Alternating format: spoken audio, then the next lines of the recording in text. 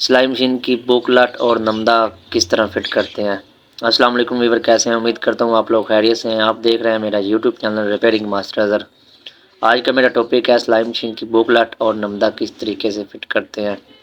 یہ میں آپ کے سامنے فٹ کر رہا ہوں۔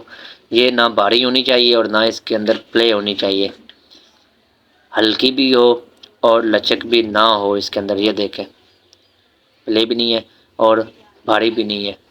تو اب ہم اس کا نمدہ فٹ کریں گے۔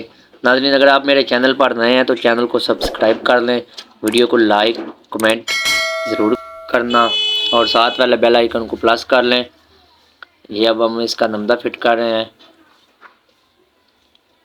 ناظرین، آپ کی سلائی مشین دھاگا توڑتی ہے، سوئیاں توڑتی ہے، آپ کی سلائی مشین کپڑا نہیں نکالتی، آپ کی سلائی مشین کوئی بھی مسئلہ کرتی ہے تو آپ کمنٹ باکس میں بتا سکتے ہیں اور میرے چینل کا وزٹ کریں، آپ کو سب ٹاپک کی ویڈیو میرے چینل پر ملے گی۔ یہ دیکھیں، اس کو ہم نے اچھے طریقے سے ٹائٹ کرنا ہوتا ہے تاکہ یہ کھل نہ جائے۔ یہ دیکھیں، نٹ کو تھوڑا سا لوز کرنا ہے اور پیچ کو اپنے ٹائٹ کرنا ہے۔ اس کے بعد آپ نے نٹ کو سنتر کے اوپر جو نٹ لگا ہوتا ہے اس کو اپنے اچھے طریقے سے ٹائٹ کر دینا ہے۔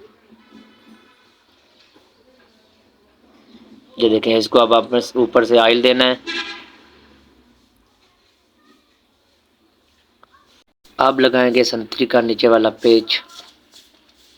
یہاں پہ میں تھوڑی سی ویڈیو تیز کر دیتا ہوں تاکہ ہمارا ٹائم بچ جائے۔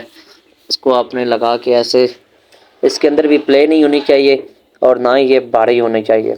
پیچ کو آپ نے تھوڑا سا ٹائٹ کرنا ہے، آگے سے آپ نے اس کا نٹ لگا دینا ہے اور ایسا سا اپنے سلائی مشین کو پھیرنا ہے کہ بھاری تو نہیں ہوگی۔ یہ دیکھیں، یہ تھوڑی سی بھاری ہوگی ہے، اس کو اب ہم نے تھوڑا سا لوز کر دینا ہے پیچ کو۔